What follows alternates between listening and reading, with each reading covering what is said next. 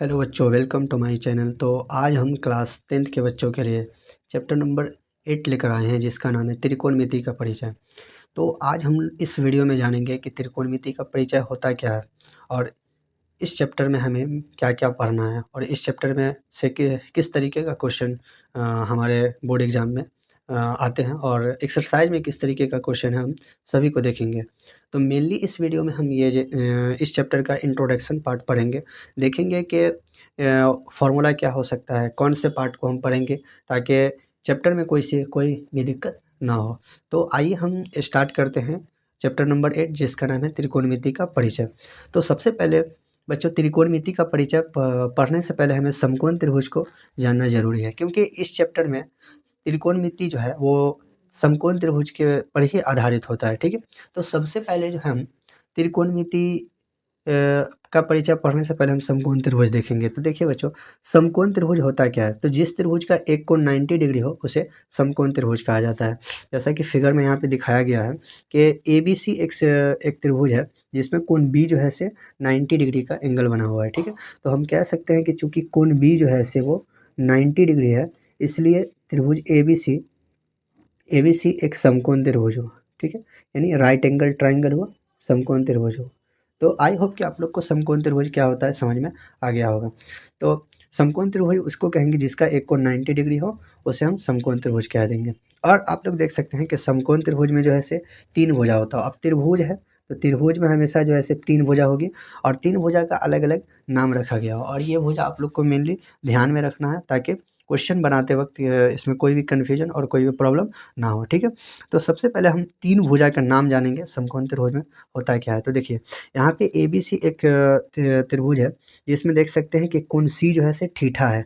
अब ये देखिए, कोण सी जो है से एक थीटा है और इसके अकॉर्डिंग हम लंब, कर्ण और आधार इसको हम देखने वाले हैं, ठीक है? तो सबसे पहले जान लीजिए कि समकोण त्रिभुज में 90 डिग्री का एंगल, यानी एक एंगल जो है से कन्फर्म 90 डिग्री होगा ही होगा, और 90 डिग्री के सामने वाला जो भुजा होगा वो कर्ण कहलाएगा। जैसे देख सकते हैं कि त्रिभुज एबीसी में कोण बी जो है से 90 डिग्री है, कोण बी 90 डिग्री है। आप देख सकते हैं कि कोण बी के सामने वाली भुजा, देखिए कोण बी के सामने वाली भुजा ये है एसी, तो एसी को हम बोल देंगे कर्ण, ठीक है? यानी हाइपोटेन्यूज बोल देंगे। तो इस तरीके से हम कोण बी के सामने वाली भुजा जो है उसको हम कर्ण बोल देंगे, ठीक है?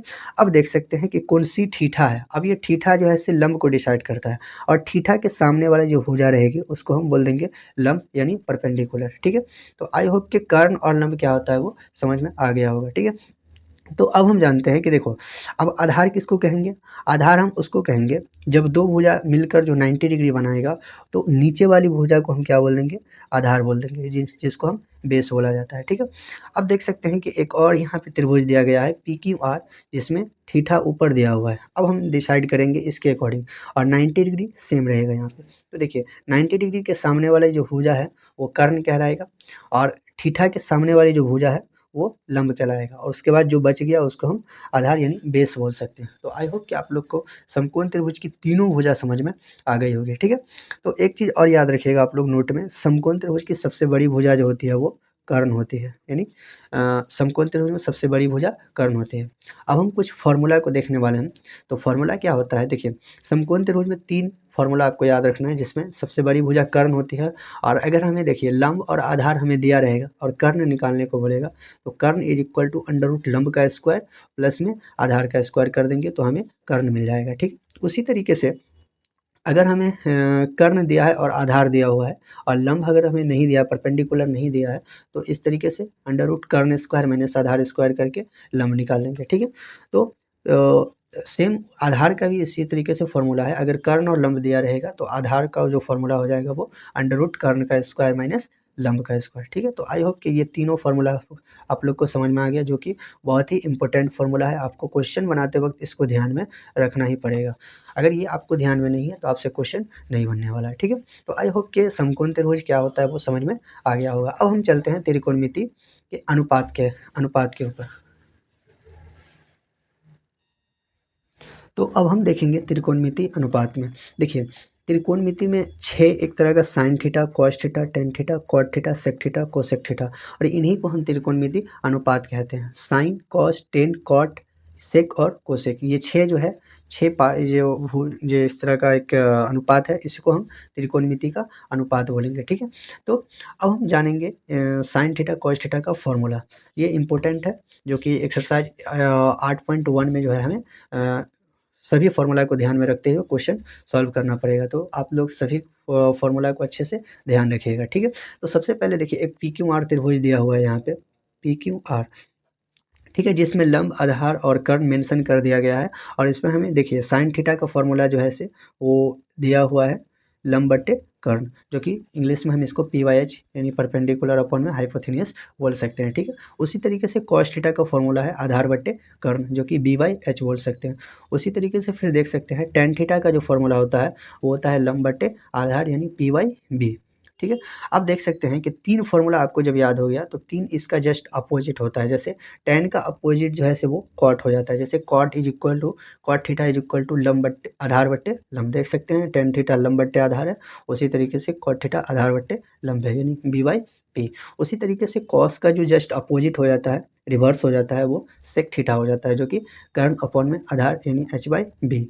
उसी तरीके से साइन थीटा का जो रिवर्स हो जाता है वो हो जाता है कोसेक थीटा, और कोसेक थीटा देख सकते हैं कर्ण बट्टे लंब। जैसे साइन थीटा लंब बट्टे कर्ण, उसी तरीके से कोसेक थीटा कर्ण बट्टे लंब हो जाए, जो लंब होगा जो कि एच बाई पी हो जाएगा, ठीक है। तो आई होप कि आप लोग को ये 6 फॉर्मूला भी समझ में आ गया होगा। अब हम इस पे कुछ एक एग्जाम्पल देखने वाले हैं। जैसे कि आप लोग एग्जाम्पल देख सकते हैं, क्वेश्चन ये बोल रहा है एग्जाम्पल का कि बगल के चित्र में साइन थीटा और कॉस थीटा का मान निकालिए। देखिए बगल का चित्र ए बी सी दिया हुआ है, और इसमें हमें वो साइन थीटा और कॉस थीटा निकालना है। देखिए साइन थीटा का फॉर्मूला क्या होता है, लंब बट्टे कर्ण, और कॉस थीटा का फॉर्मूला क्या दिया हुआ है, आधार बट्टे कर्ण। और हमें जो क्वेश्चन में जो चित्र दिया हुआ है उसमें हमें ए बी यानी लंब दिया है, और एक तरह का आधार दिया हुआ है, और कर्ण हमें नहीं दिया गया है। तो सबसे पहले क्या करेंगे, हम जो पीछे फॉर्मूला पढ़े हैं कर्ण का, उस फॉर्मूला के अकॉर्डिंग उस फॉर्मूला को लगाकर हमें कर्ण का मान निकालना है। जिस तरीके से देख सकते हैं कि कर्ण इज इक्वल टू जो होता है वो होता है अंडर रूट लंब का स्क्वायर प्लस में आधार का स्क्वायर, ठीक है। तो आप देख सकते हैं कि कर्ण इज इक्वल टू, फिर अगर हम यहाँ से निकालें तो लंब का जो हमें 4 सेंटीमीटर दिया हुआ है तो 4 का स्क्वायर, प्लस आधार जो है से वो हमें 3 दिया हुआ है तो 3 का स्क्वायर। तो आगे हम इसको अगर हम सॉल्व करेंगे तो कर्ण is equal to under root 4 का स्क्वायर 16 एंड 3 का स्क्वायर 9। तो अब हम इसको आगे सॉल्व करते हैं तो देख सकते हैं 25 आता है, जो कि कर्ण इज इक्वल टू रूट से 25 का 5 सेंटीमीटर बाहर निकलेगा। तो हम देख सकते हैं कि हमें जो कर्ण मिला वो 5 सेंटीमीटर मिला। अब हमें क्या करना है, साइन थीटा निकालना है।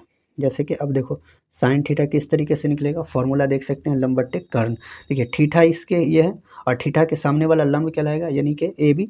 तो ए बी अपॉन में देख सकते हैं कर्ण हमेशा 90 के सामने वाला, तो ए बी बट्टे ए सी, जो कि हम ए बी का वैल्यू जो है से 4 है और ए सी का जो वैल्यू है वो 5 है। तो हम कह सकते हैं कि साइन थीटा का जो वैल्यू निकला वो 4/5 निकल गया, ठीक है। सेम उसी तरीके से हमें कॉस थीटा का वैल्यू निकालना है, और कॉस थीटा आप लोग देख सकते हैं फॉर्मूला में हमने पढ़ाया है आधार बट्टे कर्ण। जब आधार बट्टे कर्ण हुआ तो देख सकते हैं कि आधार जो है से ये थीटा के अकॉर्डिंग आधार नीचे वाला होगा यानी बी सी अपॉन में कर्ण बदलेगा नहीं, हमेशा ए सी ही रहेगा। तो देख सकते हैं बी सी जो है से 3 सेंटीमीटर है, और ए सी जो है से वो 5 सेंटीमीटर है। तो कॉस थीटा का जो फॉर्मूला निकल गया वो 3/5 हो गया। तो आई होप कि आप लोग को इंट्रोडक्शन वीडियो पसंद आया होगा, और फिर हम नेक्स्ट वीडियो में इसका एक्सरसाइज का वीडियो लेकर आएंगे। तो आप लोग चैनल को सब्सक्राइब, शेयर एंड लाइक ज़रूर करें।